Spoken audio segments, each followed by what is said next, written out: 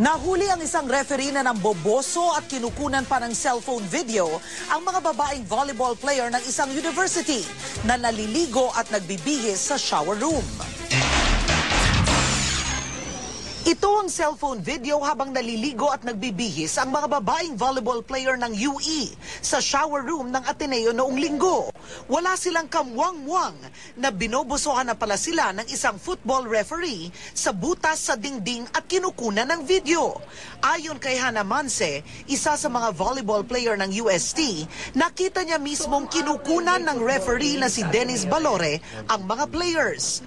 Paglabas ko po, nakita ko po siya nagbibideo. Bago po, nung tumayo po ako sa may pinto, nagtanong siya sa akin kung FEU daw po yung naliligo. Hindi na po ako nakasagot. May UAAP game sa Ateneo nung araw na yun. At katatapos lang daw maglaro ng mga volleyball player ng FEU at UST. Sila na raw ang naliligo sa mga oras na yun. Yung nasa video po, na takot po kasi po naka-zoom po talaga yung half body niya. Pa-shower po siya Isinumbong ni Hannah ang referee sa mga coach kaya siya nadakip. Ayon sa Criminal Investigation Division ng QCPD, nang makuha nila ang cellphone, video na lang ng mga estudyante ng UE ang natira. Maaari lang na pwede niyang ilagay sa internet or ibenta sa mga naggagawa ng CDs to burn it and then sell it.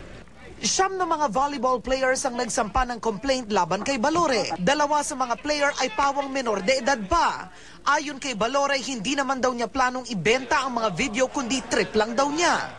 Bakit mo kinukunan ng video yung mga babae na naliligo, sinisilipan mo? Ano dahilan? Wala lang po ma'am, parang naaros lang ako ng time na yun. 5 taon ng freelance referee si Balore at tanggap niyang posibleng matanggal ang lisensya niya. Pero nakikiusap siyang patawarin siya ng mga biktima dahil 4 daw ang kanyang anak. Mali po yung iniisip nila na ikakalat ko yun or personal lang po talaga. Kakasuhan si Balore ng unjust vexation at paglabag sa Child at Youth Welfare Act.